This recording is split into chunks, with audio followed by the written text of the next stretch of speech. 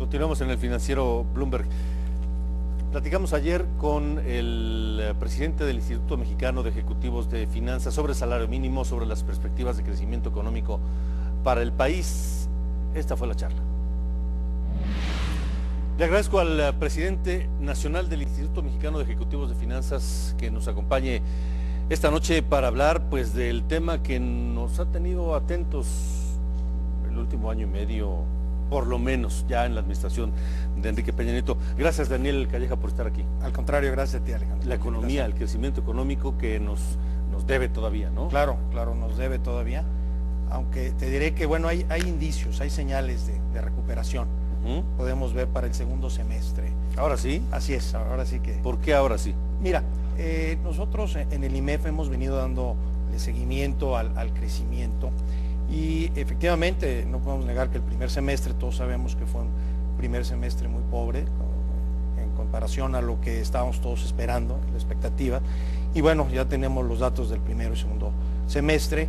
Y para el segundo semestre estamos esperando que pues, el gasto del gobierno se empiece a sentir y sobre todo viene muy fuerte la demanda externa, el sector manufacturero viene muy importante y creemos que ese es el motor que nos va a dar el crecimiento para el segundo. ¿Cuánto ha crecido la economía en el primer semestre del año, la primera mitad? Mira, el primer trimestre creció 1.8 y el segundo trimestre creció en 1.6%.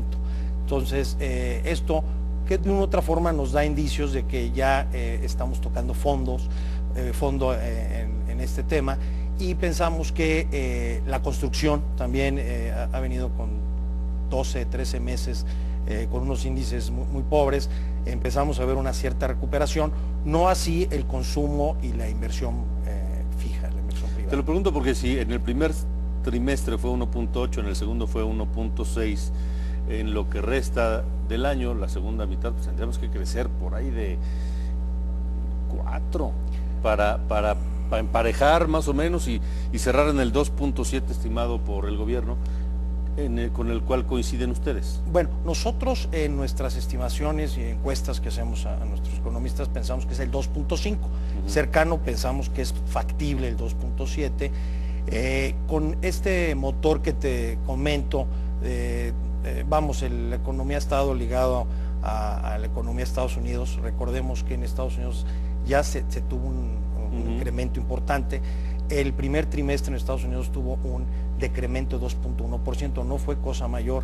Creo que eso, aunado a la desaceleración económica que tenía México, yo creo que eso hizo que realmente fuera este primer semestre un crecimiento bajo, pobre. Sin embargo, al ver que Estados Unidos ya está reportando en el segundo trimestre un 4.1% en términos anuales, vemos que bueno, está el tema de los inventarios de la industria que están recuperándose en forma importante, el desempleo está decreciendo. Entonces creemos que efectivamente hay indicios, ¿no? El hecho que la economía americana esté demandando los productos manufacturados en México, creo que es un indicio de que tocamos fondo y bueno, no estamos diciendo que el 2.5 sea un excelente crecimiento, pero sí creemos que empieza el crecimiento para el segundo semestre. Ok, pensando sobre esta base de que es factible el 2.5, 2.7 que dice el gobierno, etcétera, ¿cuándo lo vamos a sentir en la bolsa nosotros? Porque además está el tema o la discusión del aumento del salario mínimo. ¿Qué calculan ustedes? ¿Cuándo empezaremos a sentir en el bolsillo nosotros algo? Mira, yo creo que empezaremos a sentir cuando realmente veamos que el consumo interno empieza a recuperar. Esta recuperación que vemos es definitivamente incipiente. Tenemos que ver los índices del consumidor, de la confianza del consumidor, que vayan también creciendo en una forma más acelerada. Sin embargo, el tema de la inversión fija también, creo que pues los empresarios estuvieron un tanto cuando pues distraídos con todo lo de la reforma fiscal, que también, dicho de paso, la reforma fiscal pues hizo que se detuviera este crecimiento en el consumo y bueno, yo creo que con estas dos variables que pudiéramos sentir, ya en un franco crecimiento podrá sentirse en los bolsillos de los mexicanos. Bueno, ya que sacamos el tema del salario mínimo, ¿cómo lo ven ustedes? El salario mínimo, mira, nosotros hemos venido comentando en el IMEF que es un tema que lo debemos de sacar en el ámbito político, sino que realmente es un tema que debemos discutir los mexicanos. Creo que el poder adquisitivo que ha perdido el salario mínimo es importante y es oportuno, pero sí hemos comentado que dentro de la fórmula del incremento debe de existir la productividad. No debemos olvidar este factor muy importante que bueno, en México tenemos factores de productividad muy bajos, ¿no? Por eso es que yo creo que es muy importante debatirlo, pero sacarlo del ámbito político. Cosa que está complicada. Está complicada, de hecho ya está, ¿no? En la palestra política. Sin embargo, sí creemos que tenemos que analizarlo, digamos, en una forma muy seria, y creo que la propuesta del gobierno del Distrito Federal, digamos, no es mala. Hay que analizarla todos sus aristas, todos sus factores, y pues vemos que es necesario. Sin embargo, sí, con una forma muy responsable. Recordemos que siempre un incremento en los salarios mínimos podría traer un incremento en los precios, y bueno, esa historia ya la hemos vivido. Sí, yo creo que la decisión tiene que ser política, pero basada en fundamentos económicos, ¿no? Efectivamente, así nosotros lo creemos. Y yo desde que tengo memoria nos dicen que hay que esperar a que mejore la producción para que entonces mejoren los salarios. Y no hemos visto esa coincidencia hasta hoy. Correcto, yo creo que definitivamente debemos de esperar primero que este crecimiento tenga señales de un crecimiento sostenido. Si bien no hemos caído en una, digamos, recesión, sí una desaceleración en la economía, que bueno, no se han creado las fuentes de empleos que realmente requiere el país. Pero a ver, un mejor ingreso, claro, sin irresponsabilidades, ¿no? Un mejor ingreso no implica que la gente tenga más dinero y entonces aumentar el consumo interno, que es parte de lo que le hace falta a la economía, insisto, sin irresponsabilidades, sin caer en excesos, para que no nos provoque otros desbalances, ¿no? Claro, creemos que precisamente por esta razón que comentas, es necesario revisar, es necesario ver que la población en México tenga ese poder adquisitivo, que efectivamente sea el factor que pueda en un momento no depender tanto de las manufacturas, de las exportaciones.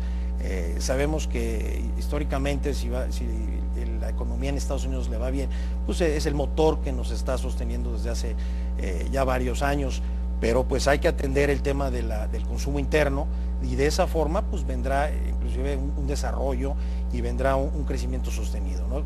Aunado a la inversión fija. ¿Cómo ven ustedes el panorama económico después de las reformas?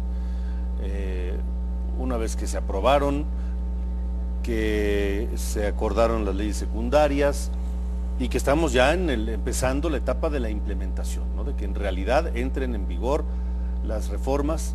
¿Cómo las ven desde el IMEF y qué pronostican en materia económica para el país en los próximos años? Claro, mira, en el IMEF pues obviamente vimos con buenos ojos. Yo creo que el haber aterrizado la reforma energética en las leyes secundarias que se promulgaron hace unos días, creo que para el país es una gran oportunidad. Creo que no es cosa menor el haber tenido en los 2 últimos años 11 reformas estructurales. Se vienen aterrizando todas esas, pero sin embargo el beneficio va a ser a mediano plazo. Nosotros estamos pensando que efectivamente se van a liberar una serie de inversiones que va a generar empleos, va a generar competencia, va a generar oportunidades de negocio para empresas mexicanas, y todo eso debe de traernos pues un crecimiento que en el IMEF hemos estimado a un mediano plazo que pudiera en un momento dado sumar 2 puntos porcentuales al PIB. Entonces, pues a un mediano plazo, para el ritmo que vamos nosotros teniendo en una forma inercial, podríamos hablar de que podría ser un factor para alcanzar pues el 5.5% que requiere el país para generar los empleos. Y que difícilmente lo vamos a ver antes de que termine este sexenio. Pensamos que si no es antes, finales del sexenio, estaremos alcanzando esos niveles de crecimiento, pero lo importante es que veamos que el crecimiento que esté teniendo México sea un crecimiento sostenido y que vayamos hacia ese objetivo común. Y sobre todo, pues alinear las reformas que nos han quedado de ver, la reforma fiscal que pensamos que todavía necesitamos alinearlas hacia este gran objetivo. De acuerdo. Daniel Calleja, presidente del